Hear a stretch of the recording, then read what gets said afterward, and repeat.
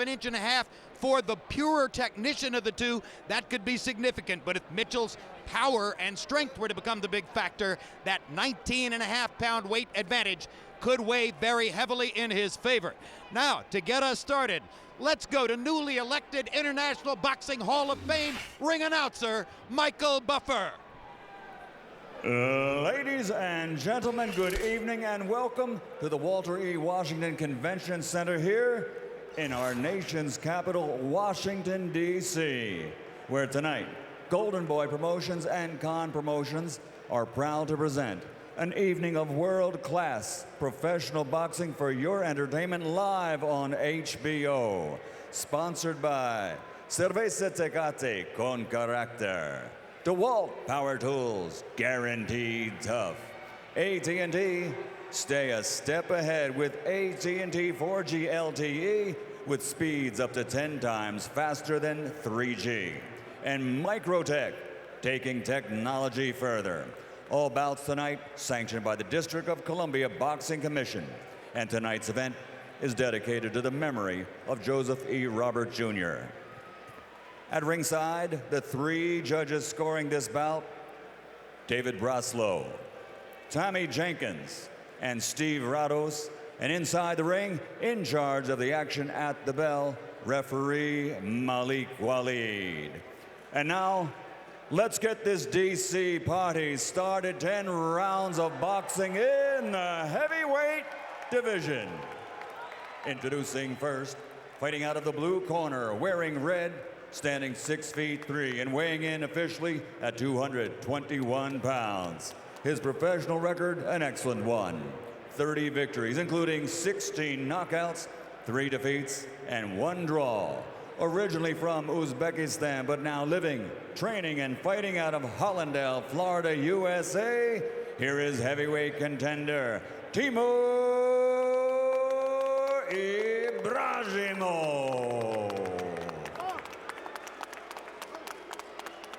And fighting out of the red corner, wearing black with green letters, official weight 240, 1/2 pounds, and he stands 6'2".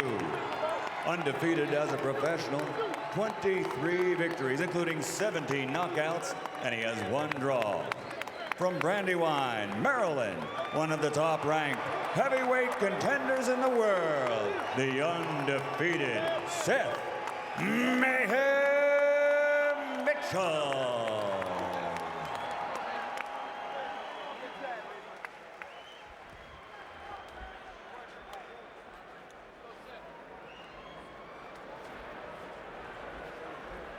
Okay, Seth, Timur, you both have been given the rules. I'm expecting good, clean boxing. When I say break, stop punching, take a full step back. Remember, protect yourselves at all times. Touch them up. Good luck to you both. Football players who have turned to boxing in their 20s have rarely been elevated above 3rd string or even last string. Let's see where Mitchell's ceiling is. If he beats Ibragimov, he's what string? Larry 2nd, maybe? Well, he'll make the squad, put it that way. That's right. Mitchell's football career at Michigan State ended after 2 years due to an injury to his left knee.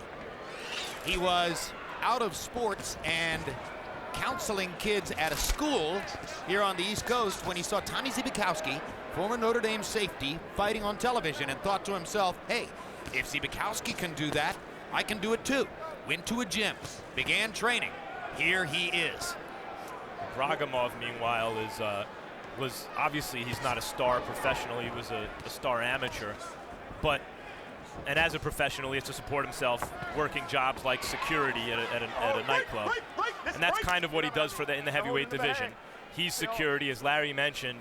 You got to get by a guy like this who can fight, who can box, if you want to be considered a real player. And what he is going to try to do here is keep this going for as long as possible, because Mitchell has been beyond 6 rounds only once. Whereas Ibragimov has been 10 or 12 rounds no fewer than 9 times in his career. Work on it, work on it. Let him up, let him go. Work clean, work hard. No. Stop. Mitchell once had 17 tackles for Michigan State in one game against Ohio State. Whatever ambitions he had to turn pro as a football player left when he had his 7th knee operation. People always ask me in the street, at the barber shop, wherever I go, where's the next great American heavyweight? And the great American heavyweights are all incentivized to go into the NFL nowadays. Most of them are linebackers with the linebackers mentality, or of the few who have tried defensive ends. Mitchell seems to be a very confident of his athleticism and knowing what history he has to beat. If you want to find the heavyweight champ on the gridiron, you got to get him when he's 12 or 13 years old, walking on to his junior high school team. Mitchell didn't start till his 20s. Long odds. Extremely.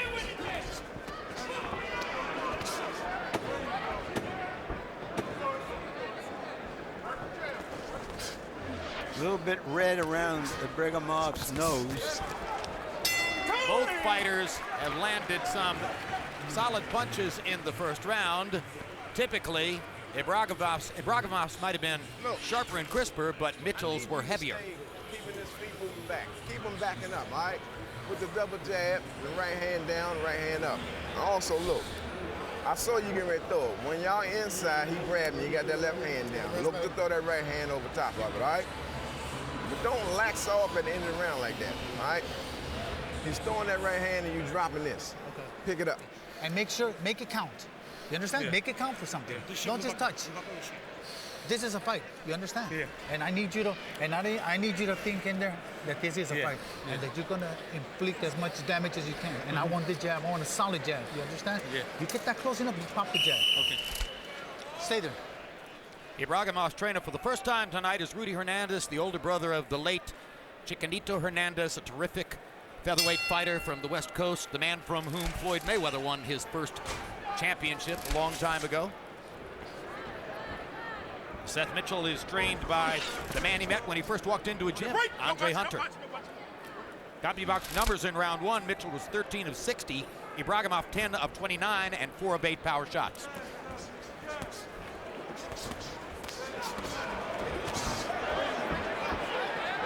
Round 2, and they're trading fiercely already. You know, Ibragimov's no spring chicken, and he's not a big puncher, and he's not an elite heavyweight, but I gotta say, Larry, I'm impressed that Seth Mitchell at this point in his career is doing even what he's doing so far against a guy with a deep amateur background who obviously knows how to box. I'm not yet ready to say I can be impressed.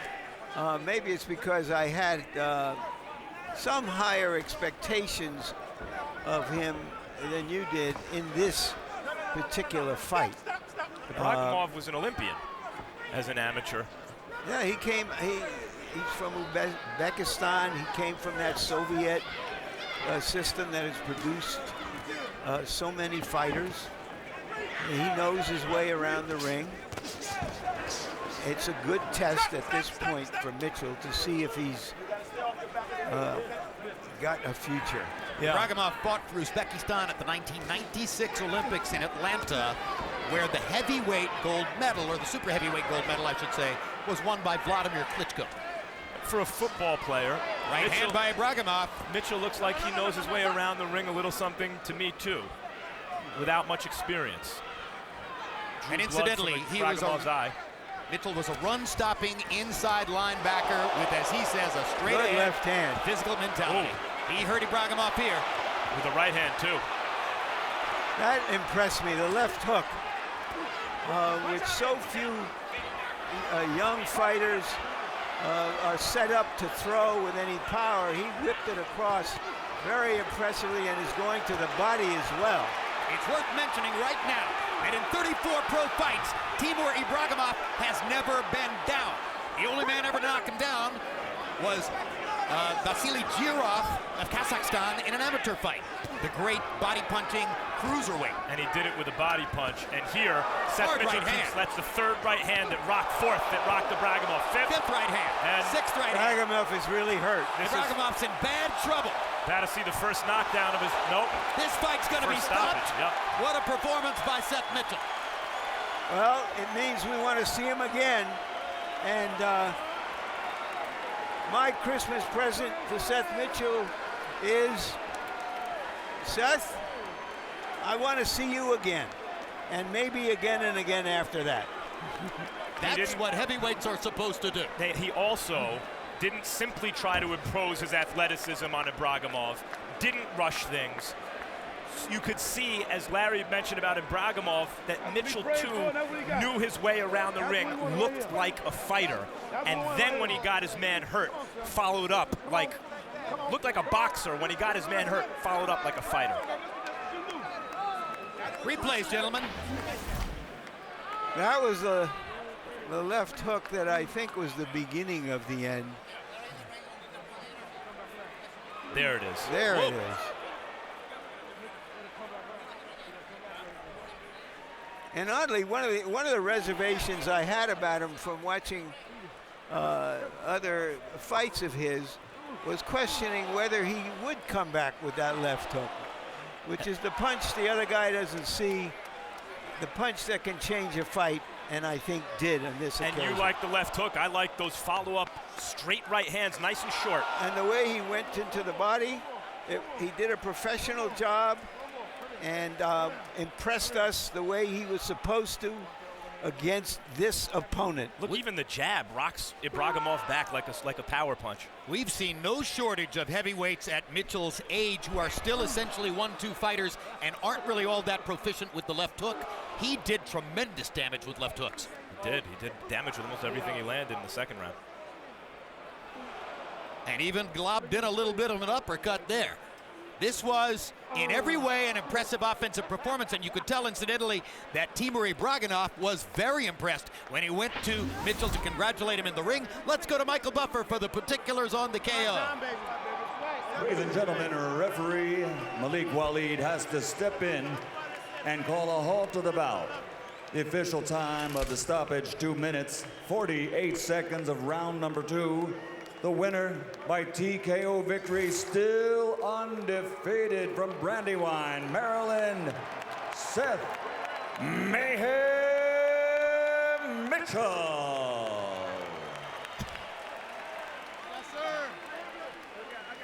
A great smile, a terrific prospect, particularly given the limitations of his background.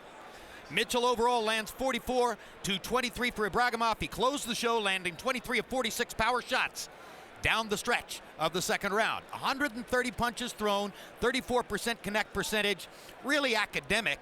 Ibragimov was landing on him. Mitchell may have to shore up his defense if he's going to fight bigger punchers than Ibragimov, but if he gets off first, it's going to be very difficult for people to handle him. You know how long it's been since people have been able to tune in and watch an American heavyweight knock a guy out in a couple of rounds?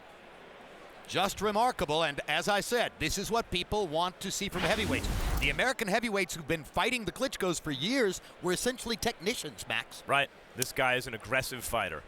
And here are Punchstone stats, which show you where punches landed against Mitchell. He took 21 punches to the head again. If there's a dark side here, it was defense against Ibragimov's craft.